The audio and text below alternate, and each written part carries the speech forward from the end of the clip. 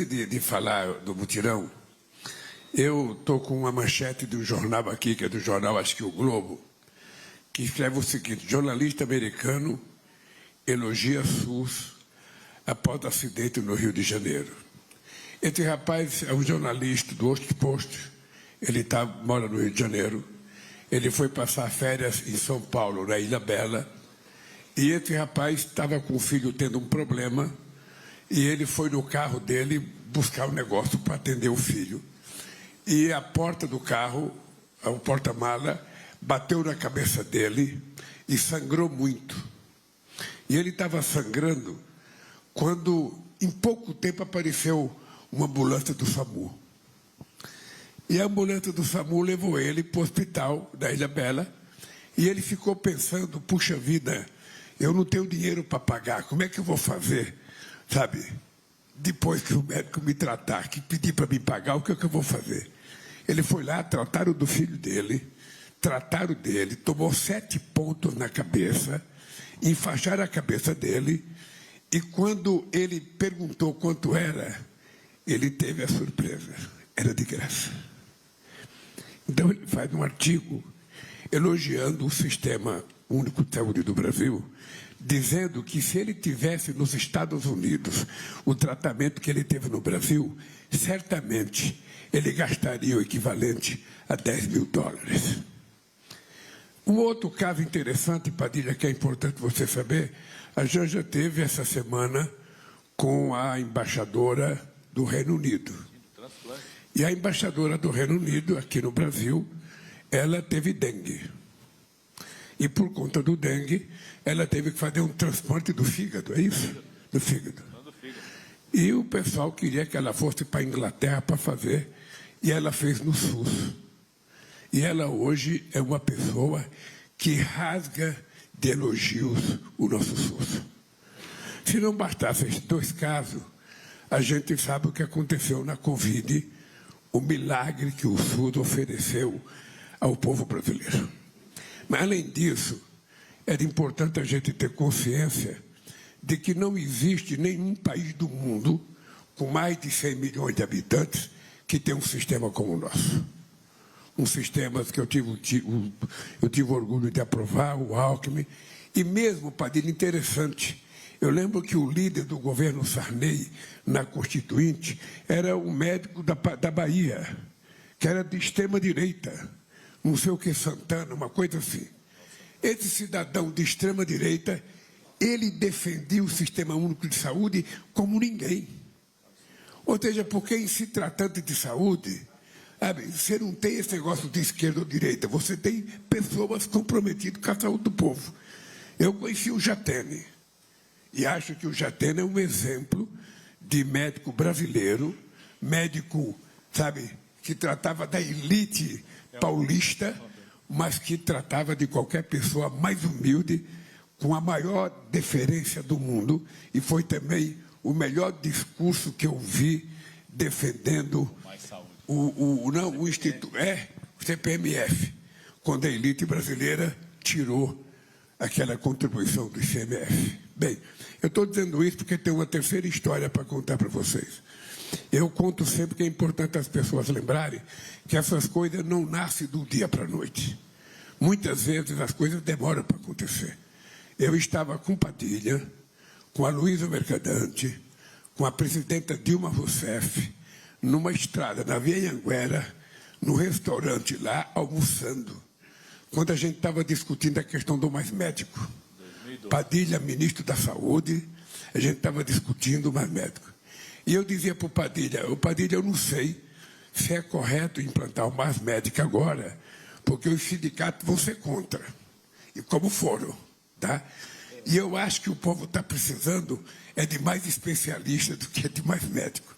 Mas foi implantado o mais médico, que foi um sucesso extraordinário. O senhor dobrou agora. E é importante a gente lembrar, quando a Dilma foi empichada, porque se a gente não cita os números, as pessoas não se lembram. E quem não se lembra não defende. Então, quando a Dilma foi empichada, a gente tinha nesse país 18 mil médicos no mais médicos. Quando nós votamos, só tínhamos 12 mil médicos. Obviamente que eu não preciso dizer que houve uma piora na saúde brasileira se tinha, num esquema de saúde, 8 mil médicos a menos do que tinha quando a Dilma foi empichada. Pois bem, nós agora já estamos com quase 30 mil médicos. Nós mais do que dobramos em apenas 2 anos e meio a quantidade de médicos que nós achamos. E nós achamos que é pouco, porque tem uma parte da elite médica brasileira que acha que a gente não precisa formar mais médicos, que acha que tem muito médico. Tem muito médico numa certa região do país, nas cidades brasileiras. Mas e quando a gente entra, sabe, no coração desse país?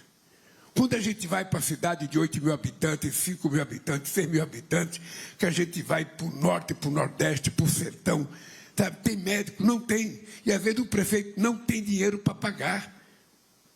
E também porque, vamos ser francos, o prefeito, o médico é um cidadão que ele também quer morar num lugar bom, ele quer morar numa cidade que tenha cinema, que tenha teatro, que tenha atividade cultural. Ele não quer, depois de se formar, ficar chique sendo médico. Eu sempre achei que médico é o cara mais inteligente do mundo, porque o vestibular de medicina é o mais concorrido. Você tem 1000 vagas para 30 mil pessoas. Para advogado, você tem 10 mil vagas para 2 caras. Sabe, mas para médico é mais complicado. Mas na política nem sempre é assim, viu, Alckmin? Na política nem sempre o mais médico é inteligente. Então, mas é o seguinte, então essa coisa do médico é uma coisa extremamente importante, é uma coisa quase que sagrada. Então a gente tinha no Brasil essa situação. Nós precisamos formar mais médicos. Anestesista é uma profissão que, se dependesse de mim, anestesista não poderia ser político, tinha que ser anestesista, porque nós estamos precisando de anestesista. E hoje anestesista não quer mais trabalhar no hospital contratado como assalariado, não. Ele quer fazer contrato, é que nem jogador de bola. Eu faço 5 anestesia, 6 e vou embora e acabou. Mas é uma profissão que a gente, então, Padilha, vai ter que pensar, Camilo, como é que a gente faz para incentivar a formação da anestesista, que é uma coisa, sabe, muito necessária hoje. Eu sei que no Brasil tinha problema, eu sei que no Uruguai tinha problema da anestesista, e acho que no mundo tem. Então, quem sabe seja importante a gente pensar, incentivar, companheiro, fazer. Eu não vou criar a universidade dos anestesistas, porque agora nós vamos criar a universidade dos esportes, e vamos criar a Universidade dos Povos Indígenas. Tá? Se der na telha, a gente vai criar a Universidade dos Anestesistas. Aí. Não, mas é importante a gente pensar nisso. Está fazendo residência já. Qual é? Vocês sabem o seguinte, o povo brasileiro tinha um problema sério. Ou seja, o povo ia no médico, era muito mais difícil antes da gente chegar ao governo, o povo ia no médico, na UBS, naquele tempo não tinha UPA fomos nós que fizemos também. E o povo pegava a consulta. E a pessoa mais humilde, sabe, pegava a consulta e ia na farmácia. E perguntava o preço do remédio. Simplesmente não podia comprar. Levava a receita para casa, colocava embaixo do travesseiro. A gente não pode mais falar criado mudo hoje, mas todo mundo tinha um banquinho na beira da cama, colocava a receita lá, ou colocava na prateleira lá embaixo de um copo, morria sem poder comprar o remédio. Nós criamos a Farmácia Popular, que hoje distribui 41 remédios de uso contínuo para todas as pessoas totalmente de graça. Totalmente de graça, sabe? Uma vez eu fiquei com ciúmes e com inveja, eu fui para Cuba e eu tive um problema na garganta. Eu sempre falei muito rouco, mas a minha garganta naquele tempo estava mais rouca ainda. E eu fui num garganteiro lá em Cuba. Aí o cara da garganta, sabe, me deu... Eu acabei de fazer a consulta para dizer, eu saí de lá, o cara me deu um envelope que nem se estivesse entregando um saquinho de pipoca, com uns 10 comprimidos. O cara me deu, toma isso aqui, de graça. Falei, pô, o cara dá remédio de graça. Um país pobre, sendo perseguido pelos Estados Unidos há 70 anos, ainda dá remédio de graça para a gente? Por que no Brasil não pode dar? Então, Farmácia Popular é um pouco dessa origem, de que a gente pode, é só a gente querer e a gente teimar, porque sempre tem os contra e os a favor, em tudo tem. Quando eu fui criar o farmácia popular, tinha gente contra. O primeiro relatório que eu recebi era contrário. Eu falei, então eu vou fazer um relatório favorável. E fizemos. E criamos o farmácia popular. Bem, então hoje o cara não morre mais por falta do remédio. Mas o cara morre por falta de especialistas. O cidadão vai no médico, numa UBS lá em São Paulo, em qualquer cidade, ele é atendido numa UPA, sabe? Aí o médico fala assim, você precisa procurar um cardiologista. Aí ele volta no balcão, a menina muito simpática, o SUS paga bem? Não. Então, simpatia não é por causa do salário, a menina muito simpática, atende o paciente, fala, o doutor pediu um cardiologista. Ela vai lá no computador, tecla lá e fala, olha, cardiologista daqui a 11 meses, a sua vaga. Bom, se a doença esperar, tudo bem, ela vai, mas nem sempre a doença espera. Aí ela consegue chegar a 11 meses, sobrevive e vai no cardiologista. Chega lá o doutor cardiologista, examina ela, coloca ela para fazer não sei das contas lá, bota aquele negócio, manda ela falar 33, sabe, não sei o que mais que faz de exame, e fala para ela, você vai ter que fazer uma... Ecocardiograma. Ecocardiograma, ou uma ressonância magnética, uma dessas coisas chiques aí. Aí ela volta na mocinha e fala, doutora, o doutor pediu para mim fazer um ecocardiograma, uma ressonância magnética, não sei das contas. A menina volta no computador, tecla lá. Olha, daqui a 10 meses. Aí ela fica, pô, se eu viver até 10 meses, eu vou fazer. Então a gente tinha uma obsessão de fazer com que a segunda consulta e a tal da máquina fosse rápido. Não dá para esperar, gente. Nós temos que criar condições de ser rápido. Se é que a gente quer tratar da vida e não da morte. E aí, eu quero dizer para vocês que eu venho com isso na cabeça há muito tempo. O Padilha participou comigo e da Nízia, quando eu convidei a Nízia para ser minha ministra da Saúde, a primeira coisa que eu disse para a Nízia é que a gente precisava trabalhar para criar o mais especialista, e eu posso dizer que a Nízia trabalhou com muita competência, trabalhou, brigou, organizou, sabe? E quando a Nízia saiu, que entrou o Padilha, já tinha meio caminho andado para a gente chegar onde nós chegamos. Então, nós chegamos a uma situação extraordinária que ofereceu ao povo a possibilidade dele acreditar que ele vai viver mais. Essa é uma coisa sagrada, que é a função do médico, que é a função do enfermeiro, que é a função do pessoal que trabalha no hospital, mas também do ministro da Saúde e do Estado brasileiro. A gente quer salvar a vida, e quanto mais viver, melhor. Então, se a gente garante que a pessoa tenha acesso com rapidez, a gente vai ter um povo mais feliz, o povo descobrir as coisas. Eu, por exemplo, Padilha, descobri o meu câncer na garganta por acaso. Por acaso, se eu tivesse demorado para descobrir, quem sabe eu não estivesse falando com vocês aqui hoje, porque tinha tido que cortar a minha corda vocal. O cara que tem uma voz bonita como eu, sem voz, não vale nada. Então, hein? Então eu estou falando isso para dizer para vocês que tudo, às vezes, leva muito tempo para a gente fazer, para a gente criar. Tem sempre um debate imenso dentro do governo. Às vezes as coisas custam dinheiro, e quando custa dinheiro, você tem que olhar superávit primário, você tem que olhar se vai gastar, tem que olhar o tal do déficit fiscal, você não pode gastar mais. É sempre muito complicado. Nada é fácil. A única coisa fácil é o Corinthians ganhar jogo, o resto é tudo muito difícil. Então, nós agora... Hoje tem Fluminense. Nós agora é o seguinte, eu quero dar parabéns às pessoas dos estados que apareceram aqui. Paraná, Goiás, Maranhão, Pará e o DF. Eu quero agradecer aos funcionários, aos médicos, aos enfermeiros, aos motoristas, a todo mundo que trabalhou, as pessoas que estão sentadas perto das pessoas que vão ser operadas. Porque, veja, o que nós estamos apontando para a sociedade brasileira? É que as filhas têm jeito. As filhas têm jeito. Eu sempre faço comparação das coisas com futebol. Há muitas vezes um time, todo mundo aqui sabe que todo time tem 11 jogadores. goleiro e mais 10. Todo mundo sabe que quando expulsa um jogador, cria uma lacuna no time que teve o jogador expulso.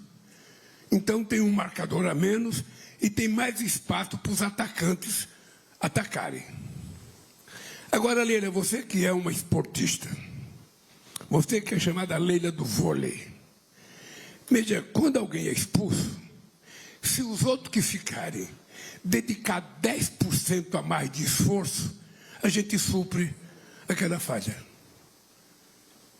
Se os novos jogadores que ficarem em campo dedicarem a correr 10%, a gente supera a falta do cara que foi expulso.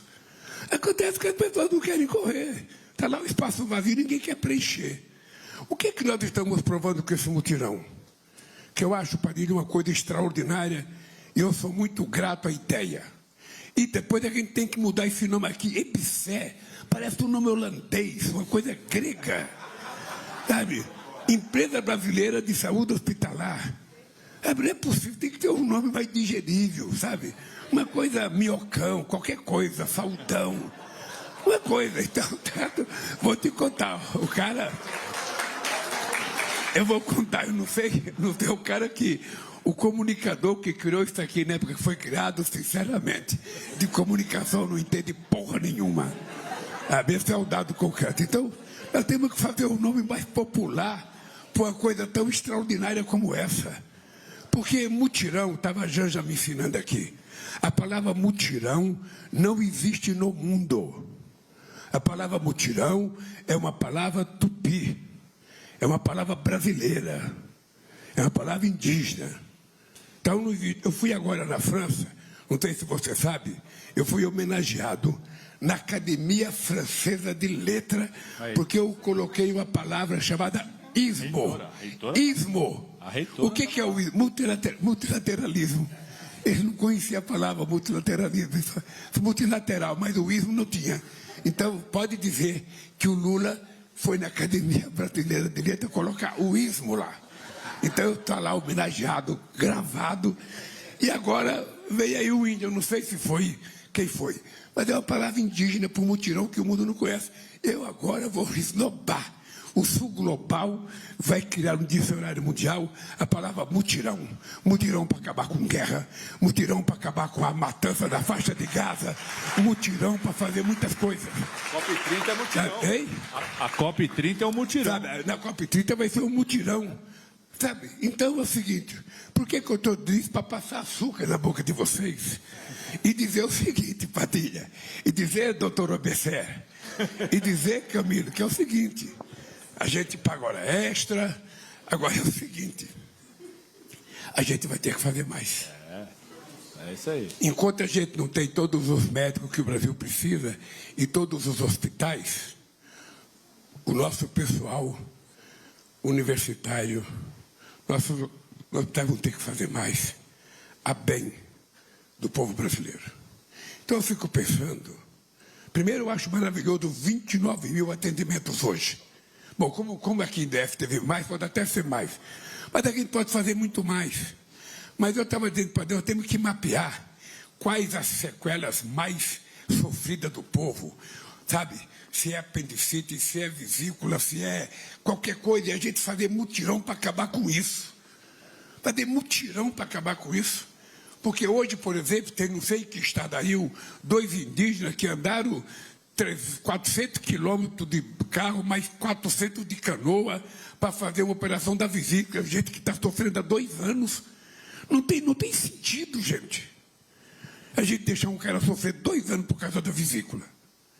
Então, Padilha, eu acho que seria um desafio para nós mapear quais as coisas, sabe, que nós temos mais acumuladas e a gente fazer mutirão, não uma vez a cada 3 meses, mas quem sabe a gente dedicar um mês inteiro de mutirão, por exemplo, para tratar das doenças de mulher. Quais são as doenças da mulher? Então vamos fazer um mutirão. Vamos dedicar um mês para pegar todos os problemas e vamos acabar. Depois, mais um mês para pegar um velhinho como eu assim e cuidar também. O meu já é caso de geriatria, então é mais demorado. Então, gente, eu acho que isso que está acontecendo no Brasil é apenas a demonstração de que se a gente quiser, a gente faz. não existe, na minha modesta opinião, nada que a gente não tenha condições de fazer se a gente quiser. O que a gente não pode é colocar dificuldade antes de colocar facilidade. Sabe aquele cara que você fala, vamos fazer? Ah, não dá. Ah, por que não dá? Porque não dá. Ah, não dá porque não dá. Sabe, porra, tem que dar, gente.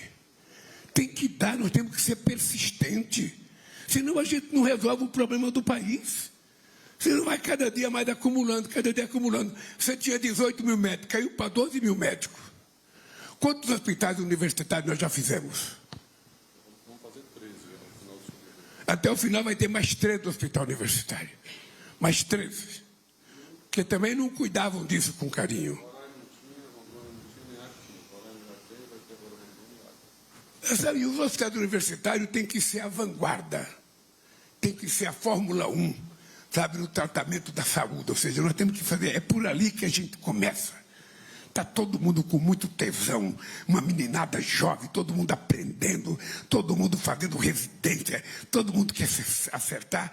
E nós temos que pegar essa energia dessa molecada. E a outra coisa importante, Janja, você viu que a maioria é mulher.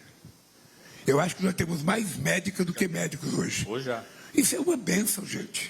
Desde o ano passado. Isso é uma bênção. A gente ter as mulheres assumindo as tarefas responsáveis desse país.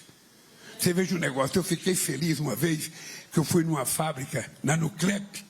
Na Nuclep encontrei mulher trabalhando de soldadora. Soldadora, no tempo que era metalúrgico, era uma profissão insalubre. Mulher não poderia. Encontrei mulher de ferramenteira, mulher de torneira mecânico. Eu achei extraordinário. Hoje, mulher soldando o casco de navio, que é uma solda muito especial. Não é qualquer soldador que consegue, sabe? Mulher senadora. Mulher... Então, deixa eu lhe falar uma coisa. As mulheres estão ocupando um espaço extraordinário no mundo. Tem que ser também na política e tem que ser em todas as áreas. Portanto, Padilha, eu sou obrigado a olhar no som de da câmara do Stuka, porque talvez só ela me dê um close aqui, bonito, sabe? Eu sou obrigado a dizer assim, ô companheiro Camilo, parabéns pelo trabalho dos hospitais universitários. Companheiro Tioro, parabéns pela nossa empresa EBSER, que é a Empresa Brasileira de Saúde Hospitalar.